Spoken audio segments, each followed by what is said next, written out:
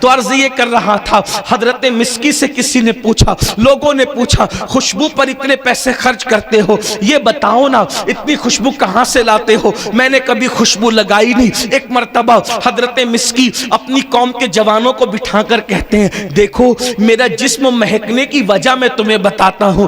جب میں جوان تھا، میں نے جوانی کی دہلیز پر قدم رکھا تھا، اور جب میں نے جوانی کی دہلیز پہ قدم رکھا تم لوگ مجھے دیکھ رہے ہو۔ مسکی فرماتے ہیں تم لوگ مجھے دیکھ رہے ہو، میں ابھی بھی خوبصورت ہوں، لیکن بڑھاپے میں اتنا خوبصورت دکھتا ہوں، تو جوانی میں تو میں زیادہ خوبصورت تھا، اور میرا باپ بڑا مالدار تھا، میں خوبصورت بھی تھا، مالدار باپ کا بیٹا تھا۔ میرے باپ کو کسی نے مشورہ دیا، ایک کام کرو، اس بچے کو اگر ترقی پہ لے جانا ہے تو کسی ماہر تاجر کی دکان پر کچھ دن ذرا تجربہ کروا لو، جیسے آپ لوگ بھی جو ہے وہ کاروباری بچوں کو بنانے سے پہلے کہیں نہ کہیں جو ہے وہ تجربے کے لیے، پریکٹس کے لیے، اور اسی طریقے سے کچھ نہ کچھ سیکھ جائے۔ یہ ساری چیزوں کے لیے اچھے ڈاکٹر کے پاس، اگر ڈاکٹر اچھا بنانا ہے تو اچھے ڈاکٹر کے ہاتھ کے نیچے رکھواتے ہو، اچھا سی اے بنانا ہے اچھے سی اے کے ہاتھ کے نیچے کام کرواتے ہو، اچھا تاجر بنانا ہے اچھے تاجر کے جو ہے وہ اس کے ماتحت کام کرواتے ہو تاکہ تجربات آ جائے۔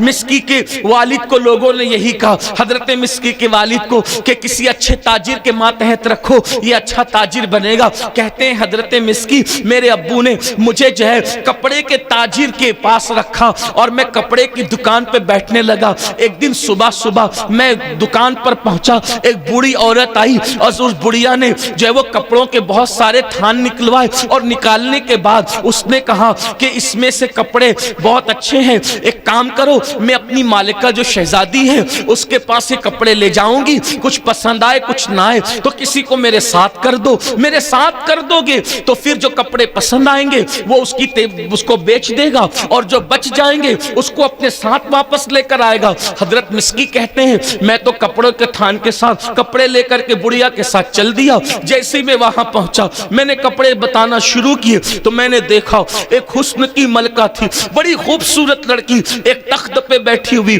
اللہ اکبر۔ میں اس کو کپڑے دکھا رہا تھا، اس نے میرا ہاتھ پکڑ کر مجھے زنا کی دعوت دی، مجھے برائی کی دعوت دی، مجھے بدکاری کی دعوت دی۔ یاد رکھنا ان عنوانات پہ گفتگو کرنا واللہ العظیم ہمارا شوق نہیں، نہ ہمارے علماء کا شوق ہے، لیکن اللہ قوم کا شیرازہ تو لٹ رہا ہے، قوم کے جوانوں کی جوانیاں تو لٹ رہی ہے۔ اللہ اکبر، 17 سال کی عمر میں پہنچ کر میرے جوان بچے اور بچیاں اپنا سب کچھ لٹا رہے ہیں، شادیوں سے پہلے سب کچھ برباد کر رہے ہیں۔ اللہ اکبر، آنے والے حالات کیا دن دکھائیں گے، اس لیے مجبوراً یہ عنوانات کو لینا پڑتا ہے، اس لیے کہ بیمار جیسا ہوگا مجبوراً دوائیں بھی ویسے ہی دینی پڑے گی۔ اللہ میرے آقا علیہ الصلوۃ والتسلیم کے دیوانوں، حضرت مسکی کہتے ہیں اس لڑکی نے میرا ہاتھ پکڑ کر مجھے زنا کی دعوت دی۔ میں نے سوچا یا اللہ زنا تو بہت بڑا گناہ ہے۔ اللہ اکبر، زنا کے بارے میں بزرگوں نے فرمایا ہے کہ جب کوئی زنا کرتا ہے اللہ اس کی نسلوں میں لنگڑی، لولی، اندھی اور عیبی اولاد پیدا کرتا ہے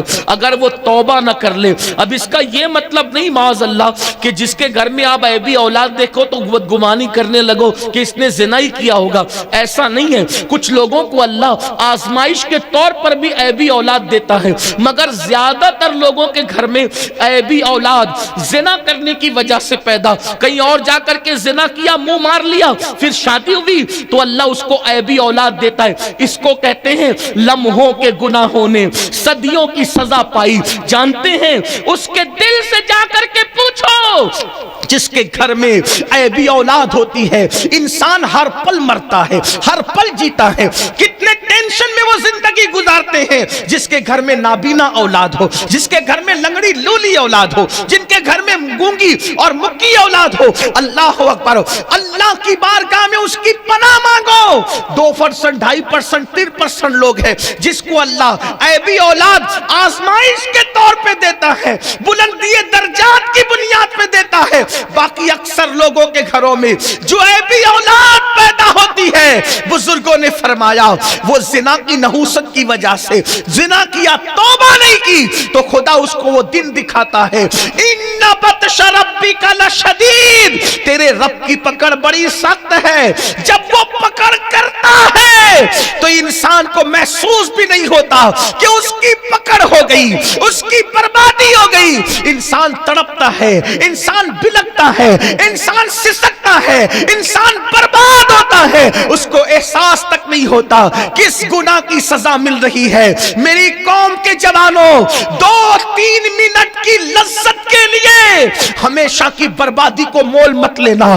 गुनाह से तौबा करो। जब भी गुनाह अपनी तरफ दावत दें, जब भी जराइम अपनी तरफ बुलाएं, इस तसव्वुर के साथ अल्लाह देख रहा है, उसकी पकड़ बड़ी सख्त है, वो बड़ा गज्जूर है, वो बहुत गैरत वाला है। अल्लाह अकबर। तो हजरत मिस्की को उस लड़की ने कहा, तू कितना खूबसूरत है, तू कितना हसीन और जमील है, और ये कहकर हाथ पकड़कर जिना की दावत दी। हजरत मिस्की ने कहा, जिना बहुत बदतरीन गुनाह है, ए लड़की मुझे इतने बुरे गुनाह की तरफ दावत न दे, मुझे इतने बदतरीन जुर्म की तरफ न बुला।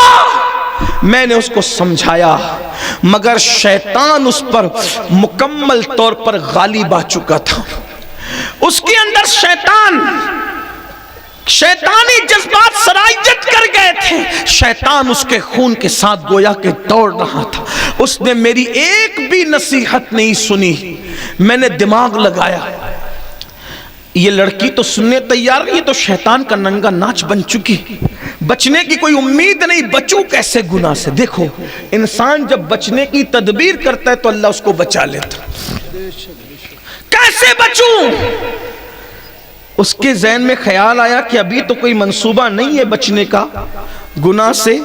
एक काम करो, थोड़ा वक्त ले लो, मोहलत ले लो, कुछ ना कुछ सुझाई तो देगा। भी कुछ सुझाई नहीं दे रहा। उन्होंने कहा, हजरत मिस्कीन है, जवान थे, कहा कि मुझे इस्तिंजा लगी, पेशाब की आदत है, मुझे इस्तिंजा तो कर लेने दो।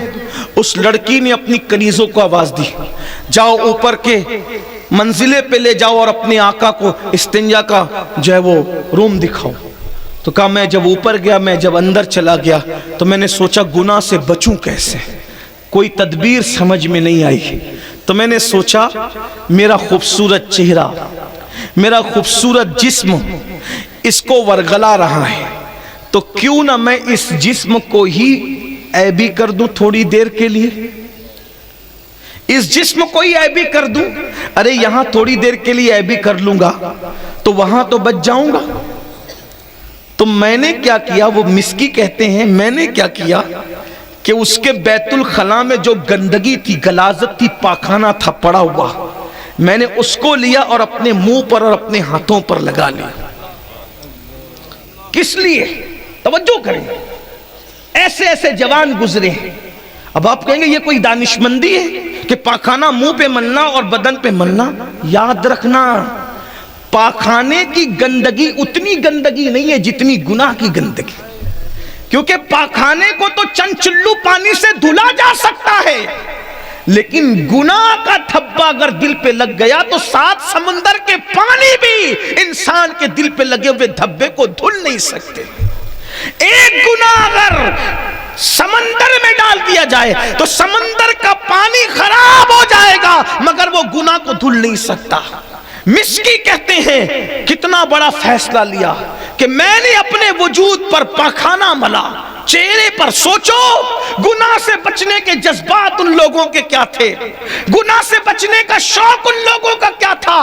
वो चेहरा जिस चेहरे पर लोग खुशबू मलते, कहते मैंने पाखाना मला के गुनाह से बच जाऊं, और फिर मैं बड़ी बड़ी आंखें निकाल कर बाहर निकला तो उन लड़कियों ने चिल्लाना शुरू किया, पागल पागल पागल। जाहिर सी बात है, पूरे जिस्म पे पाखाना लगा था और बदबू खतरनाक आ रही थी, तो वो लड़की जो अब तक के میرے حسن کی دلدالہ بن چکی تھی، عاشق بن چکی تھی، اس نے کنیزوں کے ساتھ مل کر مجھے ٹانٹ میں لپیٹا اور لپیٹ کر کے کہا لے جاؤ، قریب کا ایک باغ ہے اس میں لے جا کر اس کو پھینک دو۔ انہوں نے ٹانٹ میں لپیٹ کر پاگل کہہ کر، پاگل سمجھ کر مجھے لے جا کر ایک باغ میں پھینک دیا۔ مسکی شاہ کہتے ہیں جب مجھے یقین ہو گیا کہ سب چلی گئی تو میں نے اٹھا اور اٹھنے کے بعد چپکے سے گھر گیا اور جانے کے بعد میں نے سب دھو لیا۔ دیکھو یہ دھل گیا نا، صاف ہو گیا۔ کہتے میں نے دھولا اور دھلنے کے بعد میں نے سجدہ شکر ادا کیا، اللہ تیرا شکر ہے منہ پہ پاخانہ ملا تو کم از کم گناہ سے بچ گیا۔ یہ گندگی تو دھل گئی، وہ گندگی میں کیسے دھلتا۔ اللہ اکبر۔ کہتے ہیں بس اسی حالت میں شوق میں آنکھ میں آنسو آ گئے، میرے اللہ آج کتنے بڑے گناہ سے تو نے مجھے بچا لیا، کتنے بڑے جرم سے تو نے مجھے بچا لیا، کتنے بڑے پاپ سے تو نے مجھے بچا لیا۔ اللہ اکبر۔ آنکھ سے آنسو مسلسل خوشی کے بہ رہے تھے کہ آج میں گناہ سے بچ گیا۔ اور ایک بات آپ کو کہوں، یہ بات خاص یاد رکھنا، جس دن انسان گناہ سے بچ جاتا ہے اس کو ایک ایسی خوشی ہوتی ہے، اس خوشی کا کوئی نام نہیں ہوتا، بہت اچھی خوشی ہوتی ہے، وہ دل کے اندر خوشی آتی ہے کہ اللہ نے مجھے بہت بڑے گناہ سے، جب بھی گناہ کی طرف کوئی بلائے اور انشاءاللہ تم بچ جاؤ تو دیکھنا تمہارے دل میں ایک عجیب سی خوشی ہوگی، جو نہ دولت کے پانے سے وہ خوشی آتی ہے، نہ شہرت کے پانے سے وہ خوشی آتی ہے، بس ایک عجیب وہ خوشی کا سرور ہوتا ہے، ایک عجیب اس کی کیفیت ہوتی ہے جو بیان سے باہر ہے۔ اللہ کے بندو، مسکی کہتے ہیں خوشی کے آنسو بہ رہے تھے، شکر کے آنسو بہ رہے تھے، تشکر کے آنسو بہ رہے تھے۔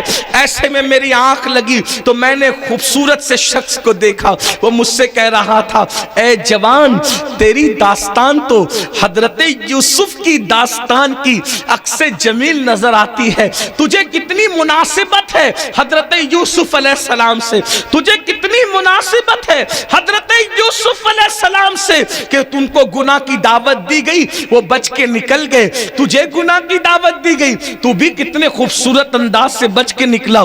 تو نے گناہ سے بچنے کے لیے اپنے منہ پر، اپنے چہرے پر، اپنے ہاتھوں پر، اپنے بدن پر تو نے گندگی ملی، پاخانہ ملا۔ اللہ کو یہ تیری ادا پسند آ گئی، آ میں تجھ سے مصافحہ کروں، آ تیرے جسم کو میں مہکا دوں۔ مسکی کہتے ہیں اس جوان نے مجھ سے مصافحہ کیا، میرے سر پہ ہاتھ پھیرا، میرے چہرے پہ ہاتھ پھیرا، میرے بدن پہ ہاتھ پھیرا، خواب ہی خواب میں مہک گیا، میں معطر ہو گیا۔ میں نے پوچھا جناب آپ کون ہیں جو مجھے معطر کر رہے ہیں؟ تو انہوں نے جواب دیا میں فرشتوں کا سردار جبریل امین ہوں اور تیرے گناہ سے بچنے پر تجھے یہ بشارت دینے کے لیے تیرے خواب میں آیا ہوں۔ اللہ اکبر۔ مسکی کہتے ہیں وہ دن اور آج کا دن ہے، ہر دن میں مہک رہا ہوں، میں کوئی خوشبو نہیں لگاتا، یہ جبریل علیہ السلام کے ہاتھوں کی برکت ہے کہ میں گناہ سے بچا۔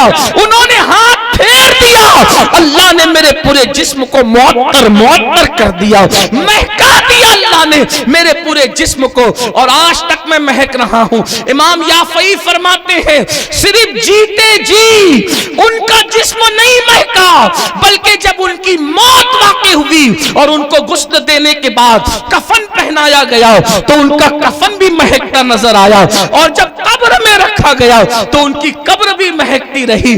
ایک گناہ سے بچنے کا انعام دیکھو، اللہ اکبر۔ اس لیے جب بھی گناہ دعوت دے یہ سوچو اللہ دیکھ رہا ہے، گناہ میں لذت ہے، عزت نہیں ہے، چند لمحے کی لذت کے لیے اللہ کو ناراض مت کرو، اتنا بڑا نقصان نہ کرو۔ اور لوگ کہتے ہیں کہ گناہ سے بچ نہیں سکتے، دیکھو انہوں نے بچنے کی کوشش کی، کیسے بچے، کس شان سے بچے۔